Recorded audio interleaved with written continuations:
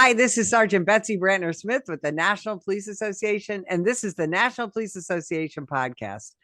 I have a guest today that I knew you had to meet because he is not only is he a current law enforcement officer, but he is traveling around the country speaking to law enforcement about interview and interrogation, and he really knows the ins and outs of how law enforcement officers can properly communicate with people, how they can obtain good quality confessions, and there's so many misconceptions around how cops do investigations and how they communicate and how they elicit confessions and how they build a case against someone that I thought, let's go right to the source. So I've brought you Sergeant Jon Rappa. Welcome to the show. Thank you. I'm so excited to have people meet you because your experience is pretty incredible. I appreciate it. So let's get right to it. And I've got to ask you what I ask every other law enforcement guest I have. Joe, why the heck did you become a cop? So it's crazy. When I was a kid, my stepfather, the man I met my real dad when I was 14. So the man that I thought was my real father, he was murdered during a robbery, and that kind of shaped, like without going into a sob story, our entire life changed, like overnight. He was young, he had no life insurance, so you could imagine what a homemaker mother with 3 children had to go through, and so. Shortly after that, maybe a year or so later, my mom ended up meeting a new guy, and he was acted as a stepfather role in my life. Great guy, sober, not so great when he drank, and so crime affected my family in a very negative way.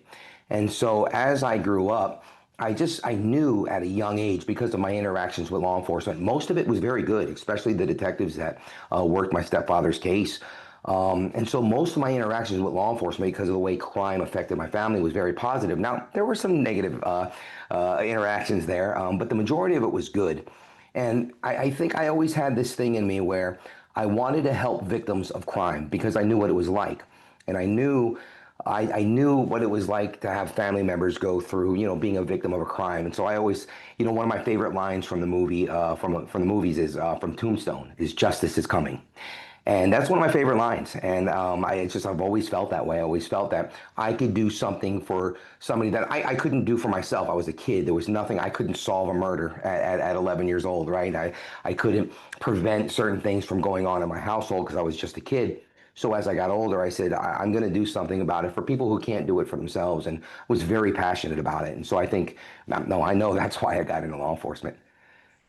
How did you begin to develop this interest in and this talent for interview and interrogation? Because Sure. here's the thing, I came up as a kid before I became a cop. I was a kid in the just the facts ma'am kind of days, Yeah. right? Yeah. Yeah. Dragnet and Yeah. Adam 12 and all that, where law enforcement officers, at least on TV, it was very straightforward. Here's the bad guy. We're going to tell the bad guy to confess. They do confess. Yeah. And it all works out in the end, which is not how real life works. But No, no. how did you begin to develop that talent? So the long road. Before I became a police officer, I was a correctional officer, but prior to that, I worked loss prevention. And so initially I was catching shoplifters. I was like 21 years old, chasing shoplifters. Such a fun job. But at some point, I grew up, I matured a little bit, and I became a key store investigator. I got promoted, and they sent me to a Wicklander-Zulawski type course where because my new job was to investigate dishonest employees. And so I did. And so I went to the class. I thought it was phenomenal. I thought this is really cool stuff. I came back and I started conducting dishonest employee interviews. And I was successful. And I felt I had a knack for it. The problem was the company I worked for was called Mervin's. They closed down like probably 6 months later. And so I always had the goal and a dream and a desire to become a law enforcement officer. So I went to the Department of Corrections first, did that for about 4 years, became a cop. And when I became a cop, I remembered, I knew what my ultimate goal was. And so I remembered some of the courses that I took. I took some additional classes. And somewhere around 2008, I joined a violent crimes unit. It was called the Tactical Impact Unit, and our job was to go after violent criminals. So anybody who committed a shooting that night, anybody who committed an armed robbery, that was our job, to go after those guys for the night. So we would do the investigations. When we weren't doing that at that time in our careers, in that era, there was a lot of street level drug dealing going on. So drugs and violence goes hand in hand. We all know this. And so we would go out and we would, we were like the jump out boys, right? We would go out and we'd start looking for drug dealers and so forth. But we didn't just arrest them. We brought everybody back to the box. Whether you had a dime rock or you had a pound of weed or a kilo, you're coming back to the box with us. And everybody has intel. And that's one of our rules on the team, was everybody knew something. So every single night, whether we were doing an actual robbery or violent crimes investigation following up on leads, or we were just bringing people back in the box for intel, we had people in the box every night. And I wasn't that good at first. I was very average, made a lot of mistakes. But every single night, after 2, 3, 4 years of doing that, the reps that we got, the operational reps, were amazing, and I felt very confident. Still needed work, didn't think I needed work, but still needed work. And then I got, a few years later, I went to the robbery homicide division. And when I did that, I really honed my skills over those years. I went in with the background of conducting interviews night after night. The operational reps I got was amazing. But to me, it was a challenge. It was having somebody sit in front of you. Nope, I don't know nothing. I didn't do it. I didn't see nothing, to, okay, this is what I saw. And I love the challenge, And so to me, it was just, I've done so many different things in my career, but that's my favorite thing to do, is just sitting down and having a conversation. I love talking to people. And that's all that is having a conversation with somebody, victim, witness, or suspect. And that skill, you can go to a training class. I went to that same training. And but then you have to practice it, right? Because otherwise You have you to. lose it. And plus you come across people in law enforcement. Some people are really terrible liars, Oh, yeah, and yeah. my kids are terrible liars. But and by the way, all of the stuff that you teach parents works on your children. And 100%. But there are criminals out there that are really good liars, right? Sure, absolutely. 100%, hands down. There are some folks that, all the things they teach you, all the things that they teach you about, you ask a specific question and liars are supposed to answer it this way. It's half of it, again, what studies show that we get deception right about 52% of the time. But it's amazing how, like, you might ask somebody a question and they can lie to you like it's nothing, and they're phenomenal at it, And so I've witnessed that over the years, time and time again. Well, and when we talk about the kind of training that you do, interview and interrogation training, you think, oh, that's just for the homicide guys or the robbery guys or whatever. But a patrol officer, frankly, good interview and interrogation skills for a patrol officer can save their lives, right? Talk about that. I am so glad you said that, because what is the one thing that patrol officers, all cops, but patrol officers do every day, without fail? They talk to people every single day. And oftentimes we get trained in interview and interrogation when it's time to become a detective. But what about the 2, 3, 4, 5 years as a patrol officer, where all you did was talk to victims, witnesses, and suspects, suspicious people in the community all day long? You even just checking out with folks and doing citizen contacts, right? Every single day, all day long. And we very rarely get training outside of the academy. And so who do we get trained from? The guy who taught us, or senior cops, senior detectives, and some of them have no idea how to talk to folks. Some of them are great, but some of them, they don't know how to talk to people, or they're just not good interviewers. There's a difference between a good communicator and a good interviewer, extracting information, right?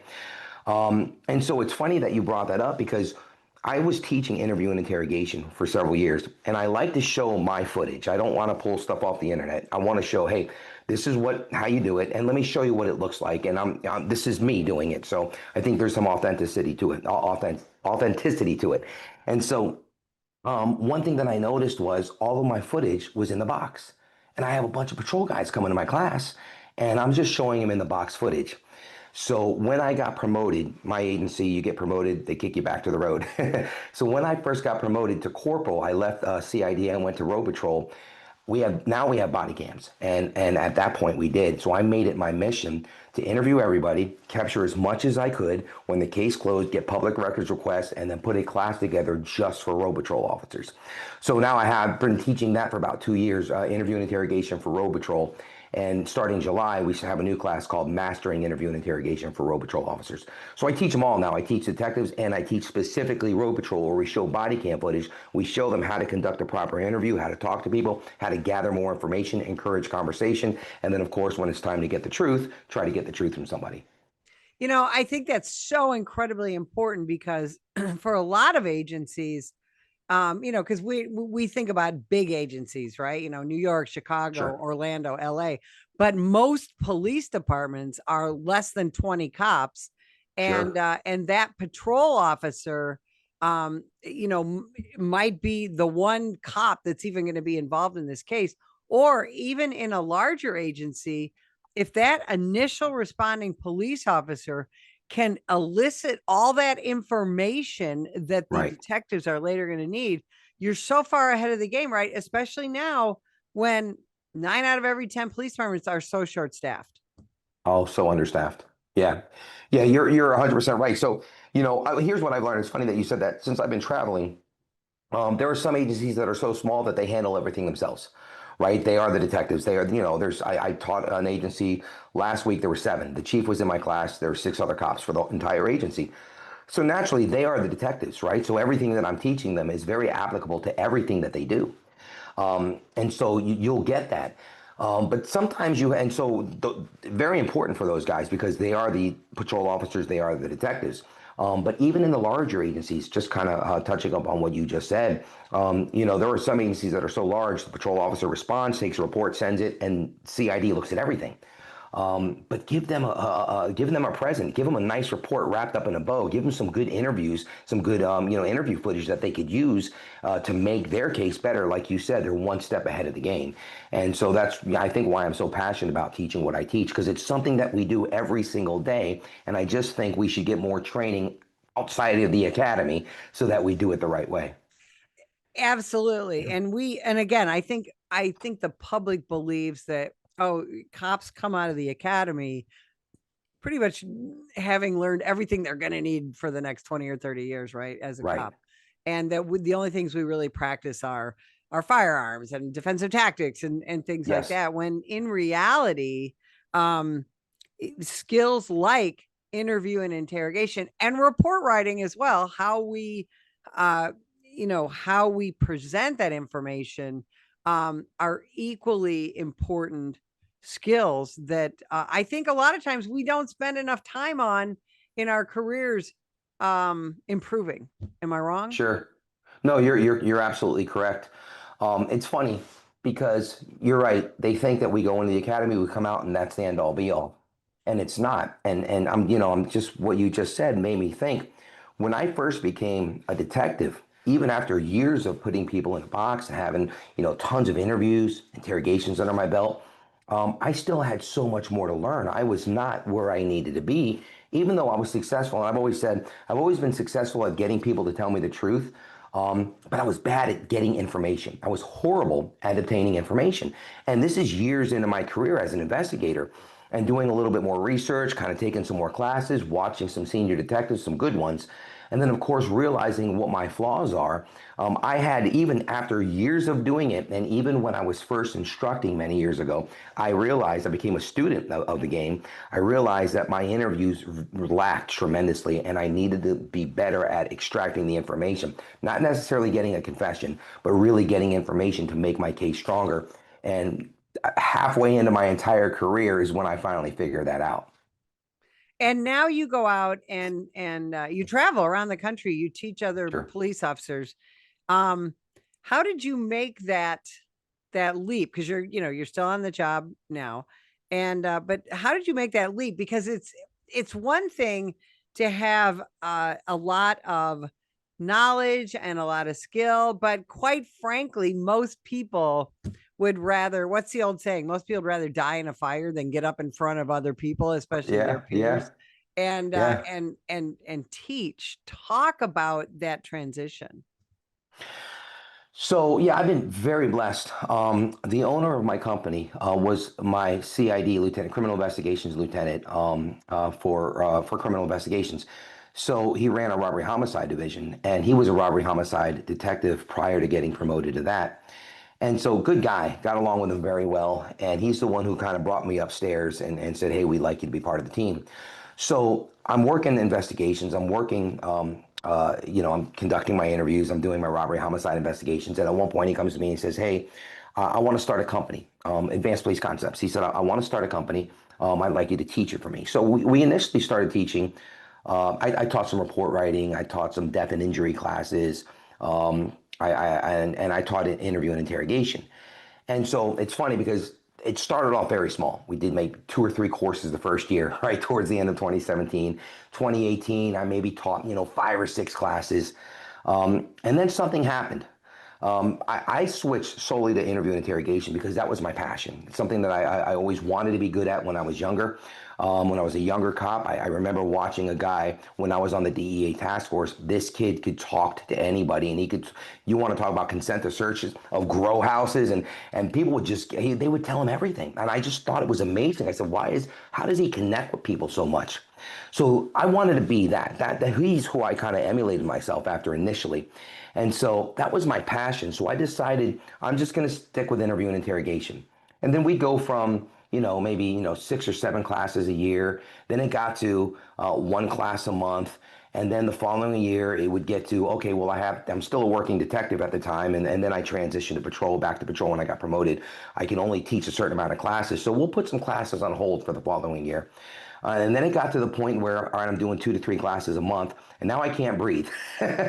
um, and we're just so busy that, I was like, but the transition was amazing. And so the company that I teach for, obviously I teach Extracting the Truth, something I kind of put together, but the company I teach for, he's done amazing things. We keep it in the family. My wife works for the company. She's the executive administrator. So, she's putting on, if you booked a class through our company, you've talked to my wife. And it's just an amazing thing. And now he's all over the country. He's got, I don't know how many instructors he's got, maybe a dozen. And we're all over the place, all kinds of different courses. But I ended up just sticking with interview and interrogation and really trying to make what I started in 2017, 2018, the course I had back then, make it better and make it, the best class that I can make it. It is a completely different course than what I taught back then. I mean, we just really transformed it and brought it into something that I'm really proud of. When you talk about teaching something called extracting the truth, I think Yes, for a lot of people, what comes to mind is a dark interview room with a light sure, bulb, or sure. a big tough cop grabbing somebody by the throat, telling me what happened. Talk about the reality. Oh, the reality is a relationship focused interview. It's one of the first things I teach, especially new cops that are brand new, like the patrol guys. I tell them what I'm about to show you because I show them videos of me shaking hands. I show them videos of me putting my hand on, shoulders of victims, witnesses, and suspects. I show them building rapport, and I tell them this doesn't make you soft at all. We have an end game. Our end game is to get better information from victims and witnesses and cooperations from criminal suspects. And studies show that you get more from developing a relationship with somebody than you do a confrontational exchange. So the old way of doing it, of yelling at people, the light in the face, slamming, screaming at people, threatening to take their kids away, that's insane to me. It doesn't work. Maybe it does sometimes. But what works for me most of the time is just developing a relationship with somebody, treating people with respect, and having a conversation about anything other than the crime before we start talking about the crime. And that's the reality of it. It's nothing sexy like Hollywood. You took my video, any of my interviews, and you put it in a Hollywood movie, it would flop. It's not exciting, but it works, and that is the public misconception where of what they think we do as opposed to what a really good interview does. Don't get me wrong. I watch YouTube all the time. I watch these interview and interrogations. I study them constantly. And sometimes I see some that are so egregious, I kind of put my head down. I'm like, oh my God, stop yelling at the guy. You're getting nowhere. I've tried that at the beginning of my career. It's just not as effective. How big of a factor in extracting the truth is body language? So, it's funny. I used to teach like detecting deception and so forth. And you realize over the years, the more studies that I do, it's not deception you're detecting. It's actually the stress, the stress caused by either what you've done or the stress of being interviewed by a cop or the stress caused by deception. So for me, over the years, do I pay attention to body language? I do, but it for it's not as important to me as just sitting down and having a conversation with somebody and extracting the information. For me, body language is huge out on the streets. Really paying attention to officer safety, seeing what's about to happen. Is he about to run? Am I about to get punched in the face? Is he about to reach for a weapon? And I love this. This is the one thing that I always, I teach my trainees and my new cops is, when you're searching a vehicle, right, and maybe hypothetically do a canine sniff, and we're going to search a vehicle. I always tell my guys, position your driver of the vehicle so that he can watch the vehicle and watch you at the same time. And the closer that officer is to the actual contraband, you'll see the suspect stop and start watching. He's not going to talk to you anymore. He's going to start looking, and you'll see that neck get higher and higher as we get closer to the contraband. That's body language, right? And it works almost every time. And so, I think for me, the body language is more important on the streets in that aspect, more importantly than when I'm conducting my interview. I really don't pay attention to body language as much as I used to. I still do, but not as much as I used to. For me, it's just, getting the information and just kind of structuring my interview so that I maximize the amount of information I get. How do things like gender, the gender of the interviewer, the gender of the suspect, or age, perhaps, factor into an interrogation? That's a great question. And it absolutely can. I think it's preference of the person that you're interviewing. Some folks are not going to connect with the detective that's talking to them, whether it's male, female. Maybe the female doesn't want to speak to a man, especially a victim of sexual violence, right? She may not be comfortable talking to a male detective, or vice versa. She might feel comfortable talking to a male detective. I think everybody's different. I think, and here's what I tell a lot of my students is, you've got to learn to check your ego at the door. I know it's your case. I know you want to speak to that person. But if you don't connect with that person because they're a female or because they're male or because of their age or their race or whatever, and you're just not connecting with that person, you're going to realize it. You've got to check your ego, walk away, and let somebody else do it, because we're not going to connect with everybody. It's just not going to happen because those factors do exist. And yeah, and I'm glad you said that, because I've seen case after case after case where, this detective is the detective assigned, and he or she is the one who's going to see this thing through, and the interrogation totally falls apart. And I've seen it with victims as well, because Sure. this is you're not just trying to get uh information from a suspect, you're also teaching skills on dealing with victims and getting information from them, correct? Oh, absolutely. Yeah, yeah. No, I teach victim, witness, and suspect interview. Absolutely, hands down. And so the information that you get from a victim is paramount into solving that crime. The information you get from a witness is paramount. I mean, we have reluctant witnesses. We have witnesses that sometimes don't want to talk to the cops. We have some that are very not agreeable, but really want to work. They're very cooperative. And then sometimes we have overzealous witnesses that give you false information, not because they're trying to mislead you, just because they're so eager to help you out. So structuring your interview, your interrogation, learning to read that, learning to check your ego at the door, it's all paramount in making sure that at the end of the day, justice is coming for that victim. Is it true that very often eyewitnesses are kind of the worst witnesses to They have? are absolutely horrible sometimes. And we love them. Don't get me wrong. We don't want to get rid of them. We need eyewitnesses, but you can't rely on eyewitness testimony alone. I'll tell you a crazy story. And then this has happened to me. I always tell my students, this has happened to me at least half a dozen times in my career, where I've had the wrong person in the box because of a bad show up or even a bad lineup. And so one that comes off the top of my head, I was on the violent crimes unit that I talked about earlier, and we responded to an armed robbery that just occurred.